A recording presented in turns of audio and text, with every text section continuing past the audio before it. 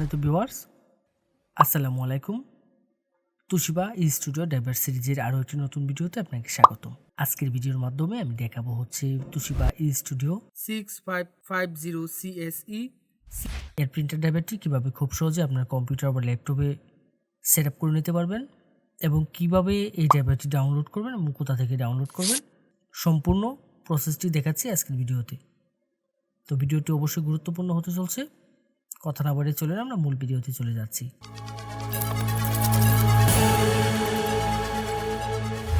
প্রথমে আমরা যে কাজটি করব, আমরা এই ড্রাইভারটি ডাউনলোড করে নেব। ডাউনলোড করার জন্য আমি চলে যাব যে কোনো একটি ব্রাউজারের সার্চ বারে গিয়ে সার্চ করব হচ্ছে softwareshopbd.com। অবশ্য আমি ভিডিও ডেসক্রিপশনে ওয়েবসাইটের লিঙ্কটি দিয়ে দেব। softwareshopbd.com লিখে সার্চ করলে ঠিক এরকম একটা ইন্টারফেস আসবে এবং এখান থেকে আমি যে কাজটি করব, আমার কাঙ্ক্ষিত মডেলের যে ড্রাইভারটি রয়েছে সেটি আমি এখান থেকে ডাউনলোড করব। দেন এই সার্চ বারে চলে যাব, এখানে গিয়ে জাস্ট আমাদের যে কাঙ্ক্ষিত মডেলটি সেই মডেলটি এখানে সার্চ করব। দেন সার্চে ক্লিক করব। ক্লিক করলে আমার এই অ্যাভেলেবেল মডেলের প্রিন্টার ড্রাইভারটি চলে আসবে আমার সামনে। এখান থেকে আমি যে কাজটি করব, জাস্ট এই লিঙ্কের উপর ক্লিক করব। ক্লিক করলে এখানে বিস্তারিত সকল ইনফরমেশনগুলো দেখার একটি অপশন পেয়ে যাব। এখান থেকে সব কিছু আমরা একটু পড়ে দেখে নেব। আশা করব আপনারা সম্পূর্ণ বিষয়টি একটু ধৈর্য সহকারে পড়বেন এখানে নির্দেশিকাগুলো।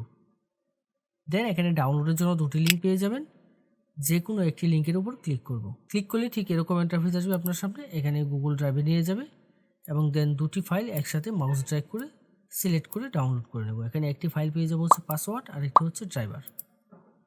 তো এখান থেকে ফাইলটা জাস্ট মাউসের রাইট বাটন ক্লিক করে ডাউনলোড করে নেব। দেন ডাউনলোড এনিওয়েতে ক্লিক করব।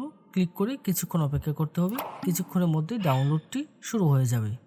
ডাউনলোড করার পরে আমরা যে কাজটি করব, ফাইলটিকে ওপেন করে নেব। দেন এখান থেকে ওপেনে ক্লিক করব। ক্লিক করলে ঠিক এরকম একটা ইন্টারফেস আসবে আমার সামনে। রার ফাইল রয়েছে। রার ফাইলকে আমরা যখন আনজিপ করব, যে কোনো জিপ ফাইল বা রার ফাইলকে যখন আমরা এক্সট্রাক্ট করব, তার জন্য আমরা যে কাজটি করি, নর্মালি আমরা উইন্ডার ব্যবহার করে থাকি। যদি আপনার কম্পিউটারে উইন্ডারটি না ব্যবহার করা থাকে, অর্থাৎ উইন্ডারটি যদি ইনস্টল করা না থাকে, তাহলে যে কাজটি করবেন, আপনি উইন্ডারটি ইনস্টল করে নেবেন। এর জন্য ভিডিও ডেসক্রিপশন এবং আই বাটনে উইন্ডারের লিঙ্ক দিয়ে দেবো। আপনারা ওইখান থেকে গিয়ে জাস্ট উইন্ডারটি ইনস্টল করে নেবেন। দেন যে কাজটি করব, আমরা ফাইলটাকে ওপেন করব। উইন্ডারে যখন ফাইলটা ওপেন করব, ঠিক এরকম একটা ইন্টারফেস আসবে। এখান থেকে ক্লোজ করে দেব। যাওয়ার পর ইন্টারফেসটা দেখতে ঠিক এরকম হবে। এখানে একটি ফাইল পেয়ে যাব হচ্ছে ড্রাইভার। এই ড্রাইভারে ক্লিক করব। ক্লিক করলে এখানে জাস্ট আমি ড্রাইভারটা পেয়ে যাব। তো এখানে আমার পাসওয়ার্ডটা দিতে হবে। আমি যেহেতু শুধু ড্রাইভারটা ডাউনলোড করছি, আমি এখানে পাসওয়ার্ডটি ডাউনলোড করে নেই। তো এখানে আপনারা যে কাজটি করবেন, আপনারা জাস্ট এই ডাউনলোড অপশনে গিয়ে এখান থেকে পাসওয়ার্ডটি ডাউনলোড করে নেবেন। তো দেন এখানে এই মডেলের যে ড্রাইভারটি রয়েছে, সেই ড্রাইভারে এখানে পাসওয়ার্ডটি আমি দিয়ে দিব। পাসওয়ার্ড দেওয়ার ক্ষেত্রে এখানে একটি অপশন পেয়ে যাবেন, এটি হচ্ছে শো পাসওয়ার্ড। এখানে যদি টিক মার্ক দেওয়া থাকে, তাহলে আমি এখানে কিবোর্ড থেকে যে পাসওয়ার্ডগুলো টাইপ করব সেগুলো এখানে শো করবে। আর যদি আমি এখান থেকে টিক মার্কটি যদি উঠিয়ে দিই, তাহলে এখানে কোনো পাসওয়ার্ড শো করবে না। এখানে পাসওয়ার্ডটা টাইপ করে দেবো। দেওয়ার পরে দেন ওকেতে ক্লিক করব। ওকেতে ক্লিক করব। ক্লিক করলে ঠিক এরকম একটি অ্যালার্ট আসবে। এখান থেকে যে কাজটি করতে হবে, এখান থেকে আমি ইএসের উপর ক্লিক করব। দেন সফটওয়্যারটা এক্সট্রাক্ট হওয়া শুরু করবে এবং এক্সট্রাক্ট হওয়ার জন্য কিছুক্ষণ সময় নেবে। কিছুক্ষণ আমি অপেক্ষা করব। দেন এরকম একটা ইন্টারফেস আসবে। এখানে আমি যে কাজটি করব, আমি আমার প্রিন্টারটি সরাসরি কম্পিউটারের সাথে কানেকশন করে নেব।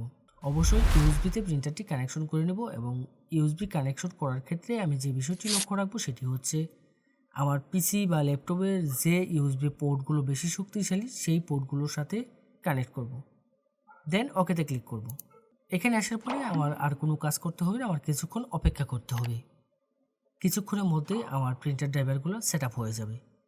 এক এক করে এখান থেকে সবগুলো ড্রাইভার সেট আপ হয়ে যাবে। দেন এখানে ফিনিশের যে অপশনটি রয়েছে, এই ফিনিশে আমি ক্লিক করব। ক্লিক করে এখান থেকে বেরিয়ে আসব। এখন আমি যে কাজটি করব, আমি এখান থেকে বেরিয়ে এসে আমি জাস্ট চেক করে দেখব আমার প্রিন্টার ড্রাইভারটি সেট আপ হয়েছে কিনা। অবশ্য চেক করার ক্ষেত্রে আমাদের যে কাজটি করতে হবে, আমার কম্পিউটারটি রিস্টার্ট দিয়ে নিতে হবে। কম্পিউটারটি রিস্টার্ট করে নেব, তাহলে দেখবেন প্রিন্টার এবং স্ক্যানার দুটি ড্রাইভারই পেয়ে যাবেন। ফটোশপ 7.0 দিয়ে আমরা স্ক্যান করব।